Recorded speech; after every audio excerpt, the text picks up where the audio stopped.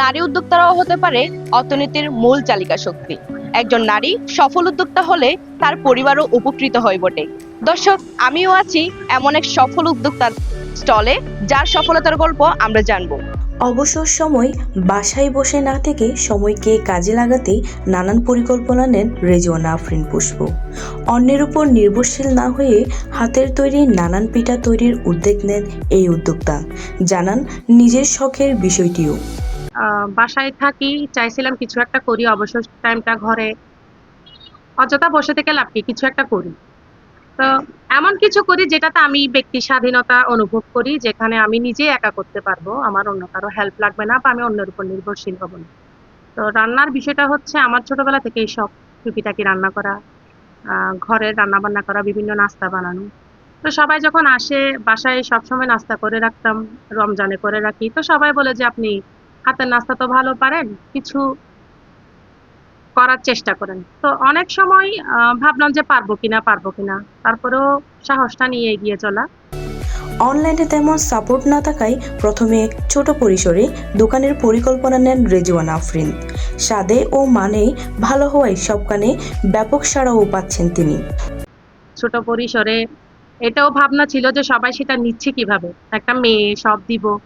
আর অনলাইনে দেওয়ার চেষ্টা করছি, অনলাইনেরটা আমার তেমন একটা আমার ওই সাপোর্টারটা ছিল না, যে অনলাইনগুলো আমার ওই পার্সেলগুলো পাঠাবো বা আনবো ওরকম, মানে আমার সবকিছু যেন আমি একাই নিজ হাতে হ্যান্ডেল করতে পারি। ওটার জন্য আমি ছোট্ট পরিসর একটা দোকান নিয়ে বসার পরিকল্পনাটা করা। এই ছোট পরিসরে নিলাম, একটু আনসেট করে নিলাম যে একটা মেয়ে যখন দোকান দিব এটাকে সবাই নিচ্ছে কিভাবে, পজিটিভলি নিচ্ছে কিনা। আলহামদুলিল্লাহ, যে জড়তা থেকে আমি দোকানটা দিছি, আমি এই জায়গায় দোকানটা দিয়ে আমি সকলের খুব সাধুবাদ পাইছি, সবাই অ্যাপ্রিসিয়েট করছে। অনেকে এসে বলছে যে আপু আপনি একটু প্রপারে কোথাও দোকান দেন।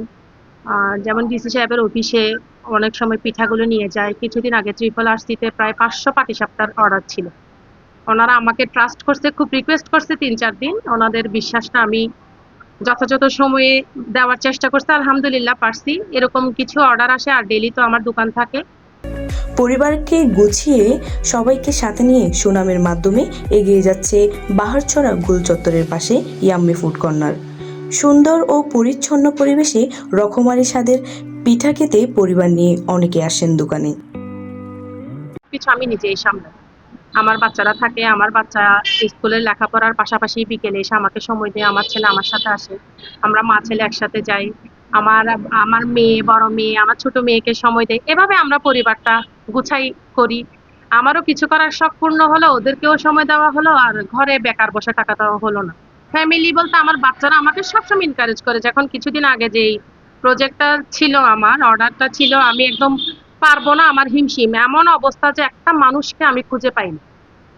আমার দুটোটা বাচ্চা, আমার সহযোগী, আমার ভাইয়েরা আমাকে এতটুকু সাপোর্ট করছে যে আমি পারবো না করতে করতে শেষ অবধি আমি 500টা পিঠার অর্ডার, আলহামদুলিল্লাহ আমার বাচ্চাগুলো ননস্টপ আমাকে হেল্প করছে। ওদের আমার সবচেয়ে ইন্সপিরেশন হচ্ছে আমার বাচ্চা।